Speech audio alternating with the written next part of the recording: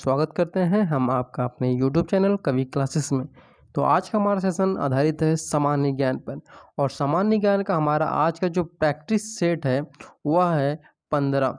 अगर आपने इससे पहले 14 प्रैक्टिस सेट को हल नहीं किया है तो वीडियो के डिस्क्रिप्शन बॉक्स में जाकर के उस लिंक पर क्लिक करके आप 14 प्रैक्टिस सेट को हल कर सकते हैं। तो चलिए बिना समय गंवाए आज के अपने सेशन को शुरू करते हैं।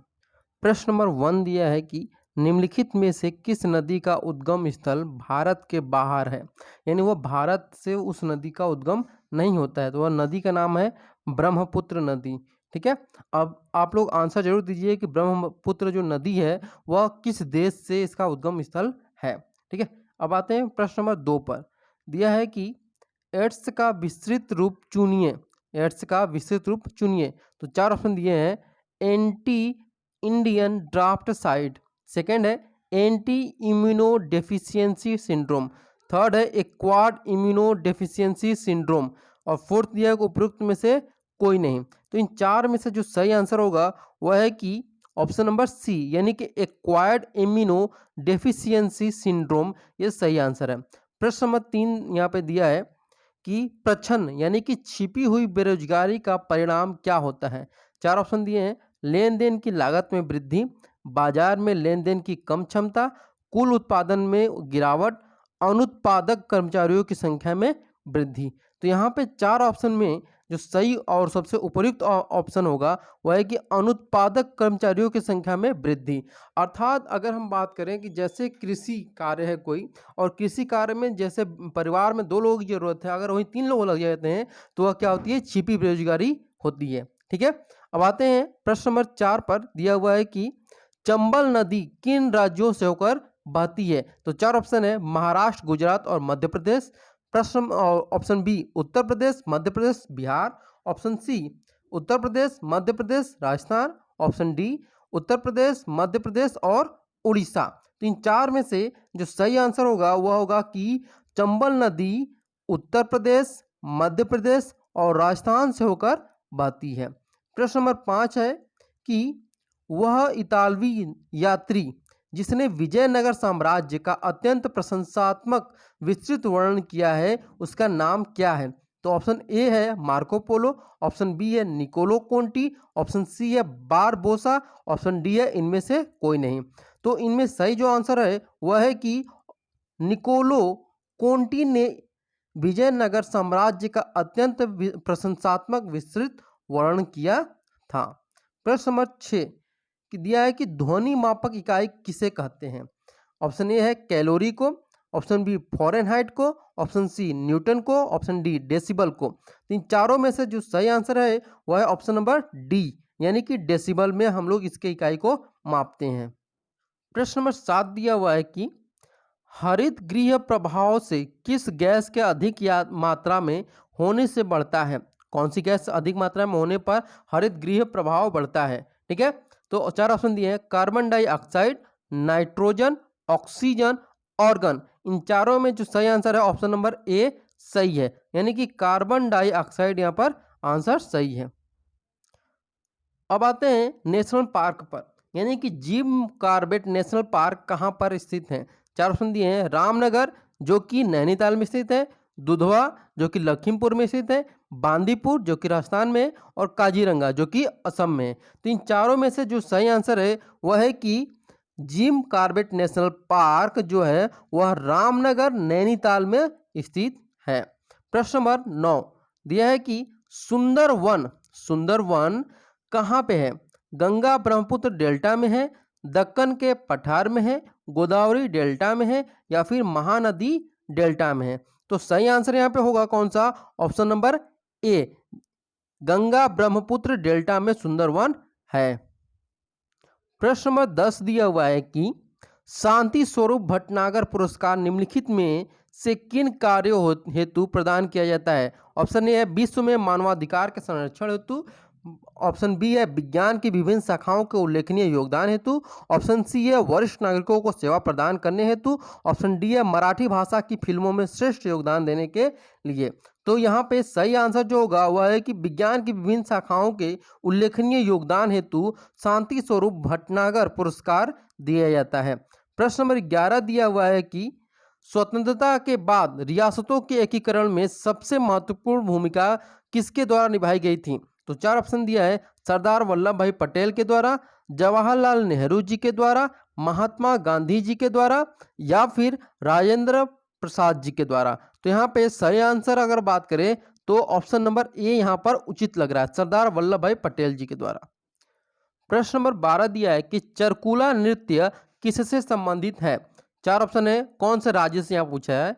तो गुजरात से, मध्य प्रदेश से, उत्तर प्रदेश से, या फिर बिहार से। तो उचित यहाँ पे जो आंसर होगा वह है कि उत्तर प्रदेश राज्य से चरकुला नृत्य संबंधित है। प्रश्न नंबर 13 पर आते हैं, दिया है कि हर्षवर्धन की राजधानी कहाँ थी? राजधानी के बारे में पूछा है हर्षवर्धन के, नालंदा में, प्रयाग में, कन्नौज में, या फिर थानेश्वर में। तो यहाँ पे 13 का जो उचित आंसर होगा वो होगा ऑप्शन नंबर सी, यानी कन्नौज में इसका राजधानी थी। किसकी? हर्षवर्धन की। ठीक है, अब आते हैं प्रश्न नंबर 14 पर। तो दिया हुआ है कि बुद्ध ने अपना पहला उपदेश कहाँ दिया था? बुद्ध ने अपना पहला उपदेश कहाँ दिया था? सारनाथ में, बोधगया में, लुम्बिनी में, या फिर कुशीनगर में। तो सही आंसर है सारनाथ। यहाँ पे क्या होगा, कौन सा आंसर सही होगा? Option number A, Sarnath. प्रश्न नंबर 15 दिया हुआ है कि कंप्यूटर की स्मृति का मापन किया जाता है, किससे किया जाता है? वोल्ट्स के द्वारा, एम्पियर के द्वारा, बिट्स के द्वारा, या फिर ओल्स के द्वारा। तो यहाँ पे सबको पता है कि सिंपल सा क्वेश्चन है कि कंप्यूटर की स्मृति का जो मापन होता है वह बिट्स के द्वारा मापा जाता है, जिसे बाइट्स भी कहते हैं। ठीक है, अगला प्रश्न दिया है कि गोभी, कालाहारी, आटाकामा, सहारा क्या है? सब्जी के नाम है, मरुस्थल है, चक्रवाती तूफान है, या फिर शीतोष्ण घास के मैदान है। तो यहाँ पे उचित जो आंसर होगा वह है कि मरुस्थल के नाम ये सब है, यानी गोभी मरुस्थल, कालाहारी मरुस्थल, और आटाकामा मरुस्थल, सहारा मरुस्थल। तो ये सब क्या है? एक मरुस्थल के क्या है, ये उदाहरण कह सकते हैं या नाम इनके हैं। ठीक है, अब आते हैं 17वें पर।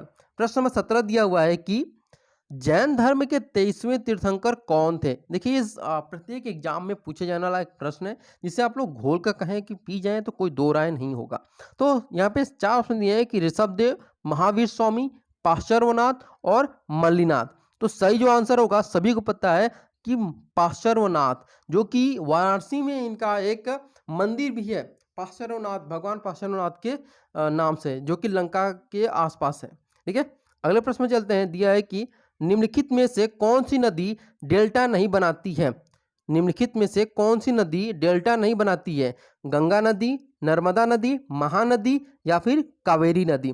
तो 18 का जो सही आंसर होगा वह होगा ऑप्शन नंबर बी, यानी कि नर्मदा जो नदी है वह डेल्टा नहीं बनाती है।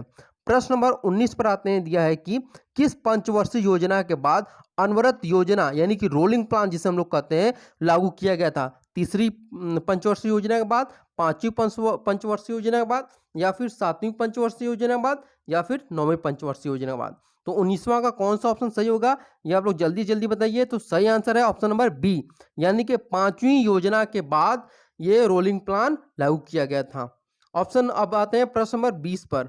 तो देखिए 20 में क्या दिया हुआ है कि कौन सा कर समाज के गरीब श्रेणी के समुदायों पर बोझ बनता है? कौन सा कर समाज के गरीब वर्गों के लिए क्या बनता है? बोझ बनता है। तो यहाँ पे सही जो आंसर होगा, उसके पहले आपको चार ऑप्शन बता दें। प्रत्यक्ष कर, अप्रत्यक्ष कर, प्रत्यक्ष तथा अप्रत्यक्ष कर, उपयुक्त में से कोई नहीं। तो सभी को पता है कि जो अप्रत्यक्ष कर है वह गरीबों के लिए क्या है, एक भार से कम नहीं है। क्योंकि अगर आप एक पेन भी करते हैं 5 रुपए की, तो भी उसमें आप क्या देते हैं, एक इनडायरेक्ट टैक्स के रूप में देते हैं। इसलिए यह जो इनडायरेक्ट टैक्स है यह एक गरीब वर्ग के समुदाय के व्यक्तियों के लिए बहुत ही भारी है। प्रश्न नंबर 21 दिया हुआ है कि डॉक्टर बी.आर. अम्बेडकर द्वारा किस अनुच्छेद को संविधान का हृदय एवं आत्मा संदर्भित किया गया है, और यह किस अनुच्छेद में दिया गया है, यानी लिखा गया है? तो यहाँ पे देखिए 4 अनुच्छेद दिए गए हैं। अनुच्छेद नंबर 4, अनुच्छेद 32, अनुच्छेद 28, अनुच्छेद 30। तो यहाँ पे सही जो आंसर होगा आपका ऑप्शन नंबर बी, यानी कि अनुच्छेद जो 32 है उसमें उसी अनुच्छेद के द्वारा कहा गया है कि हृदय और आत्मा है क्या, संविधान। अब अगले प्रश्न में चलते हैं। दिया हुआ है कि 21 हो गया, 22वां देखते हैं कि निम्नलिखित में से कौन से प्रावधान के लिए संसद में विशेष बहुमत की आवश्यकता पड़ती है? तो 4 ऑप्शन दिए हैं। मौलिक अधिकारों में परिवर्तन के लिए, नए राज्यों का गठन के लिए, राज्य में विधान परिषद का उन्मूलन के लिए, संसद में नियम की और प्रक्रिया के लिए। तो देखिए सही आंसर होगा आपका ऑप्शन नंबर ए यहाँ पर सही होगा, यानी मौलिक अधिकारों में परिवर्तन के लिए क्या किया जाता है? बहुमत बुलाने की, संसद में विशेष बहुमत की आवश्यकता पड़ती है। प्रश्न नंबर 23 दिया हुआ है कि किस अधिनियम ने ईस्ट इंडिया कंपनी के व्यापारिक एकाधिकार को समाप्त कर दिया था? तो यहाँ पे 4 ऑप्शन दिए हैं। 1773 का विनिमय अधिनियम, 1984 का पिट्स इंडिया अधिनियम, 1837 का चार्टर अधिनियम या फिर 1813 का चार्टर अधिनियम। तो देखिए यहाँ पे सही जो आंसर होगा वह होगा आपका ऑप्शन नंबर डी, यानी कि 1813 का जो चार्टर अधिनियम था उसके द्वारा ईस्ट इंडिया कंपनी के व्यापारिक एकाधिकार को समाप्त कर दिया गया था।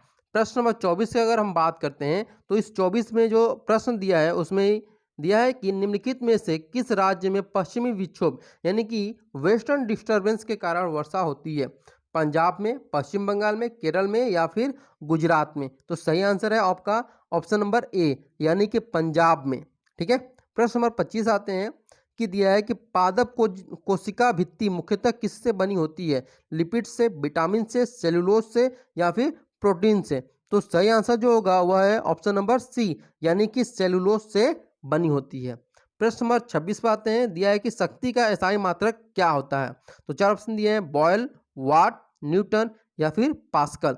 तो सही आंसर यहाँ पे क्या होगा? 26 का बी सही होगा, यानी वाट, यानी शक्ति का एसआई मात्रक क्या होगा? वाट होगा। प्रश्न नंबर 27 पे देखते हैं कि निम्नलिखित में से कौन सा एक कोयले का प्रकार नहीं है? एंथ्रासाइट, लिग्नासाइट, पीट या लौह उल्का? तो 27 का जो सही होगा ऑप्शन नंबर डी यहाँ पर सही होगा, यानी कि लौह उल्का यहाँ पर सही आंसर है। प्रश्न नंबर 28 को देखते हैं कि विश्व के प्रथम सुपर कंप्यूटर का क्या नाम है? CDC 6600, यूजनेट, कोमोडोर विक या 20 परम 10,000? ठीक है। तो इसमें सही जो आंसर होगा आपका 28 का यहाँ पर ए सही होगा, यानी कि CDC 6600 यहाँ पर सही आंसर है। प्रश्न नंबर 29 को देख लीजिए। यहाँ पर दिया है कि कोहरा बादल कुहासा के उदाहरण है? एरोसॉल, ठोस सॉल, झाग या फिर जेल? तो 29वां का जो सही आंसर होगा वह होगा ऑप्शन नंबर ए सही है, यानी कि एरोसॉल यहाँ पर आंसर सही होगा।